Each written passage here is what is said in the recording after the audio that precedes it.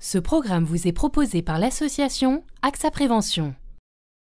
Intox Détox, le service gratuit de décodage des infos santé d'AXA Prévention. Est-il vrai que le yoga et l'acupuncture soulagent l'endométriose ? Est-il vrai que le yoga et l'acupuncture soulagent l'endométriose ? Oui, mais cela reste à confirmer.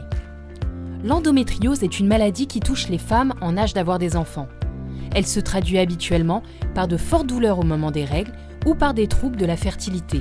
Elle se caractérise par la présence anormale dans la cavité abdominale de fragments d'endomètre, la muqueuse qui tapisse l'intérieur de l'utérus.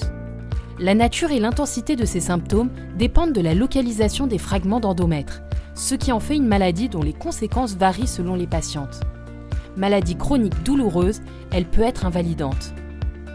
Selon les recommandations de prise en charge de l'endométriose publiées par la Haute Autorité de Santé en 2017, 3 modes de gestion non médicamenteux de la douleur peuvent être appliqués pour soulager l'endométriose: l'acupuncture, le yoga et l'ostéopathie. Ces modalités peuvent améliorer la qualité de vie des patientes, même si le niveau de preuve de leur efficacité est faible. L'acupuncture est probablement plus efficace que le yoga. 2 analyses croisées d'études cliniques ont conclu à une efficacité significative de l'acupuncture pour réduire ces douleurs. Pour confirmer ces observations, une étude clinique sur les effets de l'acupuncture est menée en Chine, sur 106 patientes depuis avril 2017. Ces résultats devraient bientôt être disponibles. Le yoga peut être utile, mais sans certitude. Les connaissances sur la place du yoga dans le traitement de l'endométriose sont très divisées. Dans l'analyse croisée citée précédemment, le yoga semblait réduire les douleurs, mais de manière non significative sur le plan statistique. Dans une enquête australienne, menée sur 484 femmes souffrant d'endométriose et portant sur leurs moyens de soulager la douleur, hors recours à un médecin, le yoga a été noté par celle-ci comme n'apportant aucun bénéfice.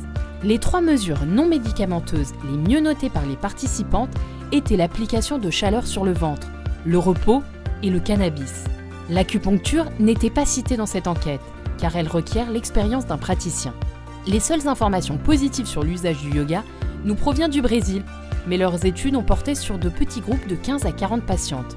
La pratique régulière du Hatha Yoga, 90 minutes 2 fois par semaine, améliorerait significativement le contrôle de la douleur et la qualité de vie.